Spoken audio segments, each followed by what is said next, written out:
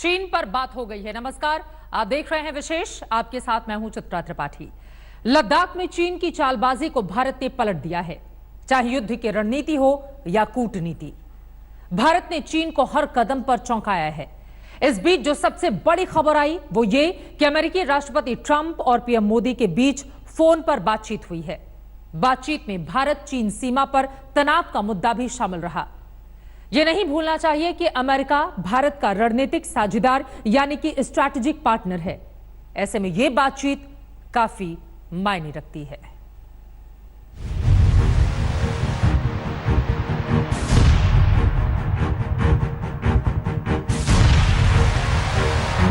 भारत चीन तनातनी के बीच आखिरकार ट्रंप और पीएम मोदी की बात हो गई। दोनों नेताओं के बीच टेलीफोन पर हुई लंबी बातचीत में भारत चीन सीमा विवाद का मुद्दा भी उठा। इस बातचीत के बाद पीएम मोदी ने ट्वीट किया, मेरे दोस्त राष्ट्रपति ट्रंप के साथ मेरी उपयोगी बातचीत हुई है। हमने G7, कोविड-19 और अन्य मुद्दों पर बात की है। भारत अमेरिका बातचीत की गंभीरता कोविड-19 के बाद की वैश्विक व्यवस्था अहम होगी। अमेरिका लगातार भारत के पक्ष में बयान दे रहा है। इसके साथ ही अमेरिकी राष्ट्रपति ट्रंप ने रूस, ऑस्ट्रेलिया और दक्षिण कोरिया के साथ भारत को G7 में शामिल होने की बात की। वहीं ट्रंप ने पीएम मोदी को G7 सम्मेलन में शामिल होने का न्योता दिया है। G7 विकसित देशों का समूह है जिसमें America, Britain, France, Germany, Italy, Japan और कनाडा शामिल है। ट्रंप के बयान से चीन को मिर्ची लगी है। चीन ने कहा है कि बीजिंग के खिलाफ एक छोटा घेरा बनाने की कोशिश का विफल होना निश्चित है और ये कोशिश अलोकप्रिय हो जाएगी। ताइवान, हांगकांग से लेकर भारत तक दबंगई दिखा रहे चीन को पूरी दुनिया कोस रही है। वहीं भारत के खिलाफ शक्ति प्रदर्शन कर रहे चीन को अमेरिका ने कड़ी फटकार लगाई है। लद्दाख में भारत चीन सीमा पर बने तनाव को लेकर अमेरिका ने चिंता जाहिर की है। अमेरिकी विदेश मंत्री माइक पोम्पियो ने एक इंटरव्यू में कहा कि चीन नियंत्रण रेखा पर अपने सैनिक बढ़ा रहा है। ऐसा काम दबदबा कायम करने वाली सरकारें करती हैं। हमने देखा है कि आज भी चीन अपनी फौज को वास्तविक नियंत्रण रेखा पर भारत के उत्तरी हिस्से में बढ़ा रहा है। इस तरह के काम निरंकुश सरकारें अपने असल प्रभाव को बनाए रखने के लिए करती हैं।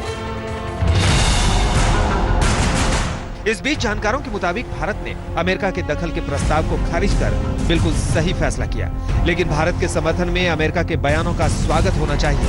उनके मुताबिक चीन के खिलाफ अमेरिका से कई मायने में भारत को मदद मिल सकती है। कि अमेरिका हमें इंटेलिजेंस में काफ़ी मदद कर सकता है और इंडो पैसिफिक में काफ़ी मदद कर सकता है चीन की पनडुब्बियों के खिलाफ। और अगर साउथ चाइना सी में वियतनाम के नज़दीक अगर हम ऑयल का काम करना चाह रहे हैं तो उसमें हमारी अमेरिका काफ़ी मदद कर सकता है।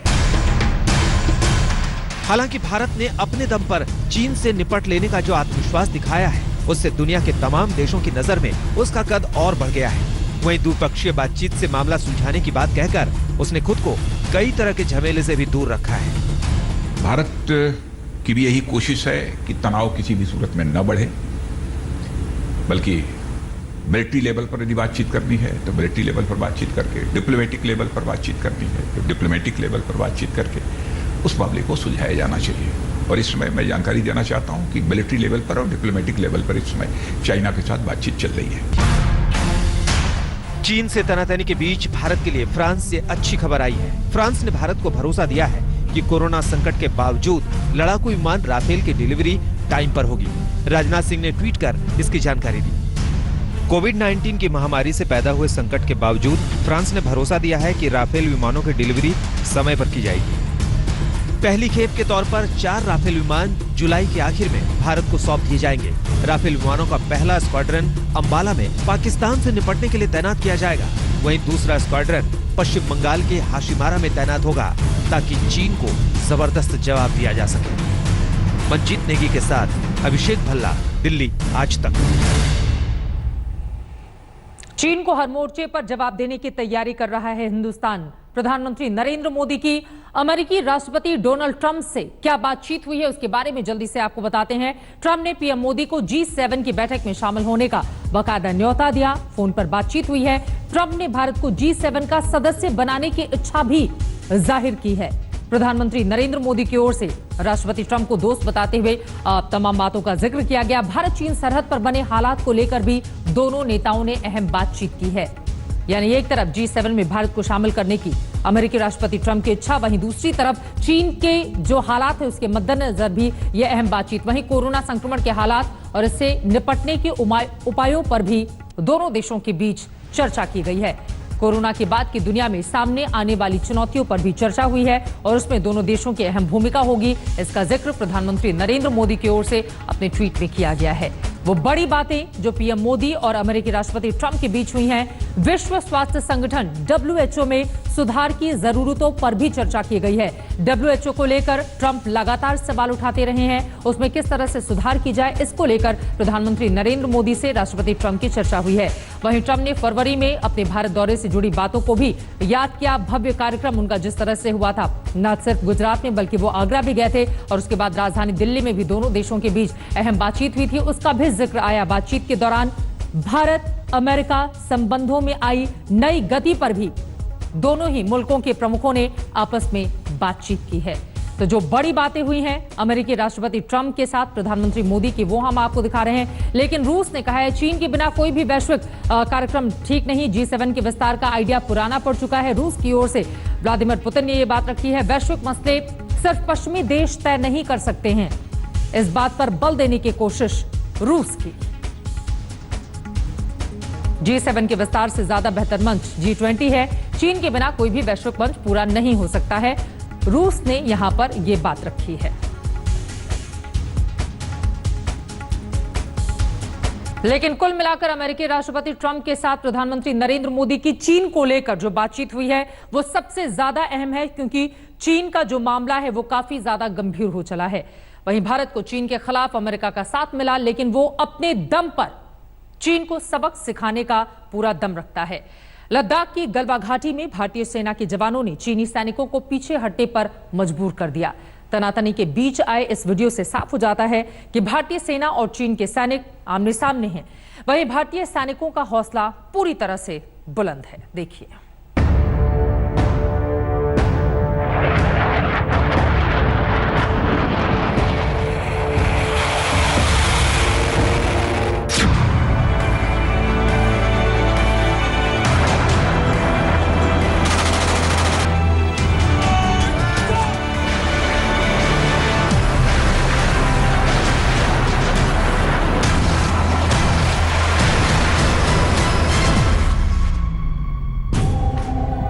भारत माता की जय के नारों से गूंज उठी गलवा घाटी।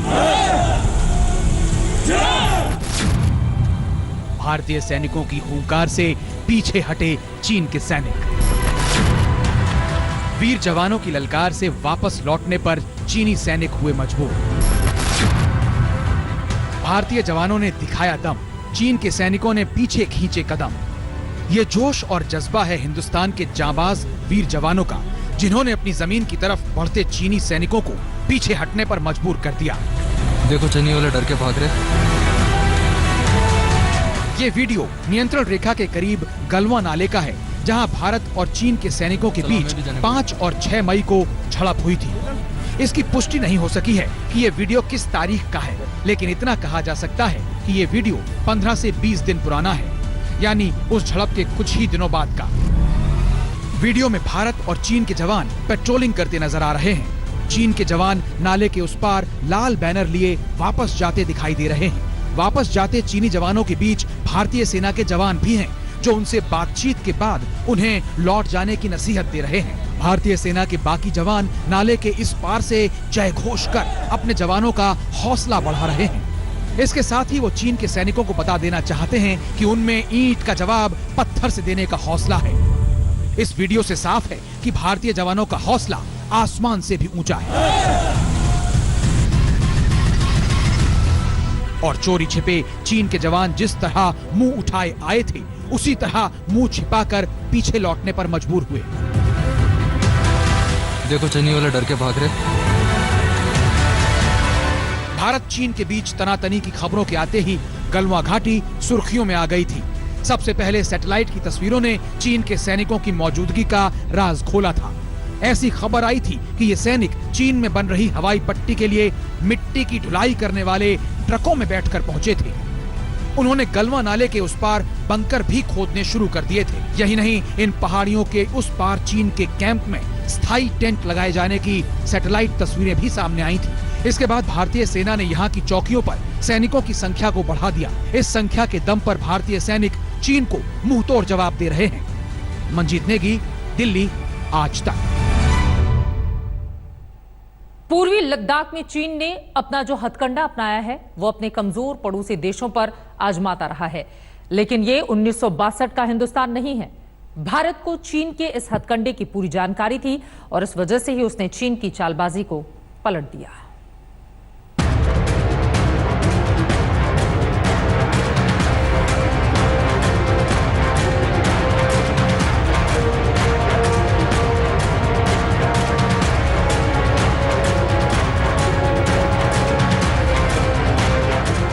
चीन के सीक्रेट वार जोन कैंपेन की हवा निकल गई। इससे पहले कि चीन अपनी अगली चाल चलता, भारतीय सेना ने उसके वार जोन कैंपेन को वहीं धराशायी कर दिया। गलवा नाला और पेंगोंग झील में चीन ने हरकत की तो भारतीय सेना के जवान समझ गए कि यह हरकत वार जोन कैंपेन के तहत की गई है। देखो चीनी वाले डर के भाग रहे। आखिर चीन की ये वार जोन कैंपेन क्या है? दरअसल इसके पहले चरण में चीन वर्चस्व और अवरोध की रणनीति अपनाता है। इसमें चीन की सेना दुश्मन को डराने के लिए अपनी मौजूदगी बढ़ा देती है। दूसरे चरण में वो पहले हमला कर बढ़त हासिल करने की रणनीति अपनाता है। इस हमले के लिए वो रैपिड रिएक्शन यूनिट तैयार करता है। आखिरी चरण तुरंत लड़ाई, तुरंत फैसले का होता है, जिसके लिए PLA यानी चीन की सेना डिवीजन लेवल की फौज तैनात करती है। चीन की एक कोशिश है कि हिंदुस्तान को आजमाएं। चीन को मालूम है कि एशिया में अगर कोई चीन को टक्कर दे सकता है तो वो है भारत, और इस मकसद से China is only testing waters. लेकिन चीन ये भूल रहा है कि हिंदुस्तान 1962 का हिंदुस्तान नहीं है। वो हिंदुस्तान को सबक नहीं सिखा सकता है। चीन के इस वार जोन कैंपेन का मकसद पड़ोसी देश की खाली पड़ी जमीन या अहम ठिकाने पर कब्जा जमाना होता है। जानकारों के मुताबिक चीन पहले 2 चरणों में ही अपना मकसद हासिल कर लेना चाहता है। अमेरिका ने कड़े शब्दों में चाइना को वार्निंग दी है कि वो उनके एग्रेशन जो है हिंदुस्तान के बॉर्डर के ऊपर, उससे काफी चिंतित है और वो इंटरनेशनल नॉर्म्स का उल्लंघन किसी प्रकार से ना करें, क्योंकि अमेरिका उसको टॉलरेट नहीं करेगा। ये साफ तौर पर ये भी दर्शाता है कि अमेरिका जो है हर प्रकार से हिंदुस्तान के साथ एकजुट है।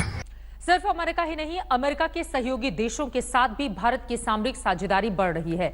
हिंद महासागर में ऑस्ट्रेलिया और भारत के बीच ऐसा समझौता होने वाला है जिससे चीन की बेचैनी बढ़ जाएगी।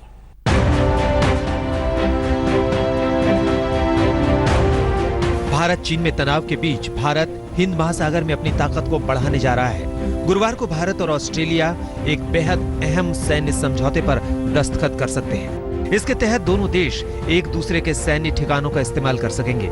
इसके लिए भारत के प्रधानमंत्री नरेंद्र मोदी और ऑस्ट्रेलियाई प्रधानमंत्री स्कॉट मॉरिसन के बीच ऑनलाइन शिखर सम्मेलन होगा।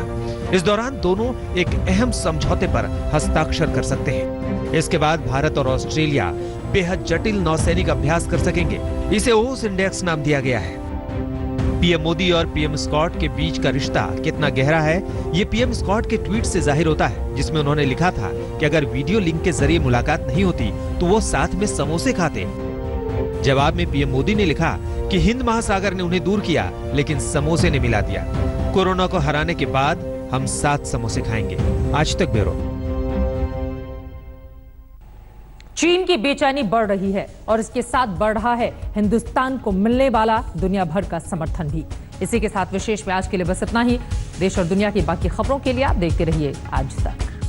नमस्कार, मैं हूं अंजना ओम कश्यप। हमें उम्मीद है ये वीडियो आपको पसंद आया होगा। लेटेस्ट खबरों के लिए यूं ही देखते रहिए आज तक, और इस वीडियो के पसंद आने पर लाइक, शेयर एंड सब्सक्राइब करना ना भूलें।